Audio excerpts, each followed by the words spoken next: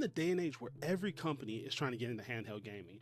You have Microsoft with Asus, you have Nintendo, who always had handheld gaming, you have even PC companies and manufacturers like Valve, Lenovo, and MSI, for example, that are all pushing handheld gaming. But the one who we all are probably really waiting for to come back with their own premium handheld device is PlayStation. But with all the updates that Sony has been doing, I think it's time to revisit the PlayStation Portal and go over what it's like in 2025 going into 2026 and how it's evolved over the time. Now, me, like a lot of people, when this device first came out, I thought it was kind of dumb. Some people probably thought it was just okay, but the only thing that it could really do was stream to your PlayStation 5, and that was about it. But around the time that I picked it up, PlayStation just released the ability to use your PlayStation Plus subscription and stream a list of games that they kind of curated that will be able to work on your PlayStation Portal without needing a PlayStation 5. And back then, a lot of people were talking about how you no longer need a PlayStation 5 anymore. The problem with that is, when it came to like new games that might come out, they weren't available on the PlayStation service. But Sony also just fixed that issue recently. Just with the new 6.0 update, you can now stream games that you purchased to your PlayStation Portal. Now, obviously, it's not a full list of games, like it's not all their games. Like games like Death Stranding 2, as of right now, are not available through this service. But you can go on PlayStation's website, and there's like around 3,000 games that you can stream in total. Games like Ghost of Yotai, that just came out a couple of months ago from when I'm filming this video, are already available, and you don't need your PlayStation 5, which is actually awesome. So it kind of revisits the thought process of, do you need a PlayStation 5 anymore? And in a lot of respects, I don't think you do. So for those who don't know about the PlayStation Portal, and we're gonna do a quick run through of why this device is actually pretty great. And even though it's only a cloud streaming device, why it still may be worth it for you. As far as hardware goes on this product, it is one of the best handheld products I have ever used. It is the most comfortable handheld product I've ever used. Like even things like the Xbox Ally X, it pairs in comparison of how comfortable the PlayStation Portal is. Being able to fully wrap your hands around the controller makes it significantly more comfortable than the Ally and vastly more comfortable than Nintendo Switch. Nintendo Switch isn't comfortable at all. You have to put like grips and stuff on it. With the PlayStation Portal, you don't need to do that. On top of that, the PlayStation Portal has all the features that you expect in the PlayStation controller. That's what makes this thing so special, and you can't really replicate if you was to use like maybe a Backbone, for example, or use something like the G Cloud to stream your games to this. You're just not going to get that full PlayStation experience. And one of the best things about this handheld, to me, at least in my opinion, is the display.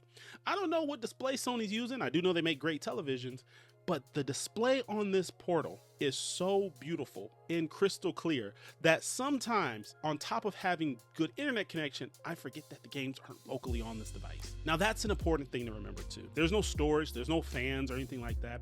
You are streaming everything, and this requires you to have a good internet connection. But the thing is, when I take my Portal with me, it doesn't matter where I go, I use my Verizon hotspot off my cell phone, and it works really well. I still get that amazing good quality. So whether I'm at like, you know, a McDonald's, a cafe, whatever the case, and I don't ever really go to McDonald's unless I'm recording something like this, that's not real food. The Portal works really good off of my hotspot, off of public Wi-Fi. I haven't really noticed a real issue. If you're playing story-based games or single player games or even PvE games, I don't seem to notice a huge issue.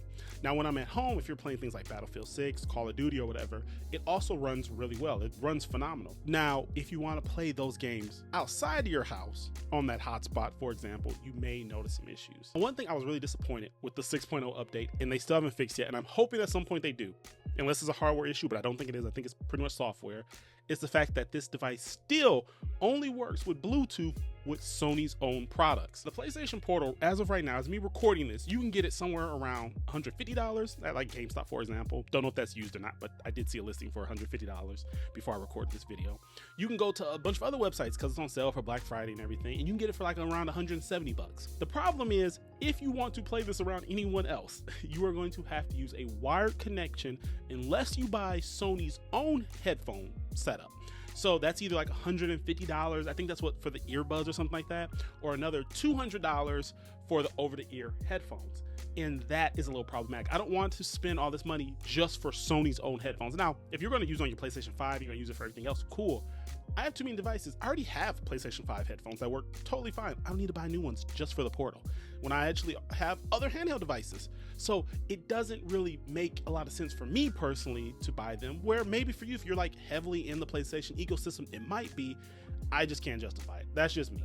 to each their own. And I was really hoping that PlayStation would change that. And I hope when PlayStation comes out with their own next real handheld, they do change that. Now, as far as playing the games, like I said, playing a lot of these games online work phenomenally well. When playing games like Ghost of Yotai, for example, where you need to parry and block very quickly, I'm able to do that fine. And I'm surprised of how well this works. Now, the thing is, you can go ahead and do remote play, like I said, on other devices, but you're not going to get that full PlayStation experience. You're not going to get the gyro and all that type of stuff that you get with this controller or this handheld, and that's why this thing is so special. The lag is very low. Sony has done a very good job at making sure that this device, as long as you have decent internet connection, the lag is very low. And the thing that you probably heard a lot of people talking about in a lot of different YouTube videos is, oh, you know, this device is great at the house, but I can't take it anywhere. Because a lot of times if I took it on a trip somewhere, there's a chance that my PlayStation 5 will disconnect, or the internet will go out, the power will go out, or to make sure it's hardwired in. I don't have an option to have my PlayStation hardwired. And that may get people not wanting to buy this handheld. The really cool thing about where Sony's moving forward now is you don't need a PlayStation 5 at all. Like I was bringing out, you can put your own games on there. So effectively, this does make the product a little bit better at being a travel device. You can take it to grandma's house on the holidays or something like that, or wherever you're going. Now, of course, on a plane or on a cruise ship, you may not be able to play it, but outside of those situations, as long as there's internet, you should be able to play it. Another downside to this is if you want to fully utilize this device for what it is, you are going to have to pay for a subscription, which kind of sucks.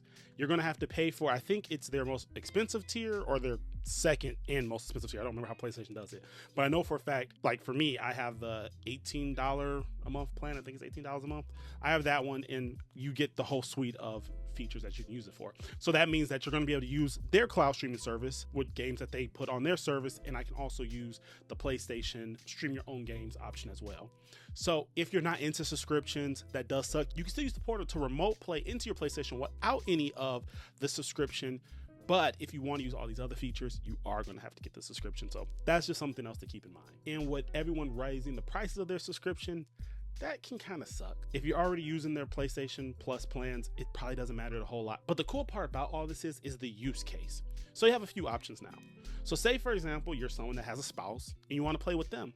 You don't want to buy another PlayStation 5 to play PlayStation games with them. The entry fee is a lot cheaper now. Instead of spending $400 upward, you can now just spend less than $200 and you have effectively a PlayStation console where you can stream your games and play with them. Or they could be playing one game on their PlayStation 5 while you're playing another. They could be playing Last of Us while you're playing Spider-Man, whatever the case may be. The other option you have is, say, for example, someone wants to use the TV. You may only have one TV in your house or one spot conveniently. You can go ahead and let them use the TV, turn off your PlayStation 5, and now jump to your portal and pick up where you left off. Or simply, maybe you just want to go play somewhere else. Maybe you want to go lay in the bed before you go to sleep and play some more games, or go sit on the couch, change the scenery up. You have better options now because of this service. And I love that PlayStation has not stopped with updating. They're constantly pushing out very good updates for this product. If you can, get this device on sale. Get it at a discounted price. It's still not bad at full price, but if you can get it discounted, do that, because I personally love this product.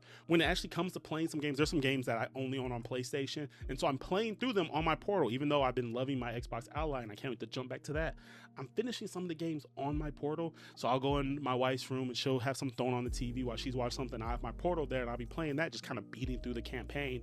I love having this option, and it's so comfortable. The screen is so beautiful, and I don't to this day regret buying it. Even though I have a bunch of other handhelds, I don't regret buying this one. I think you guys should buy it if you're definitely in the PlayStation ecosystem, even if you're a PC gamer. And yes, you can buy all your PlayStation games for the most part on PC. I gotta wait like a year or something like that, but you still are gonna miss out on the PlayStation experience.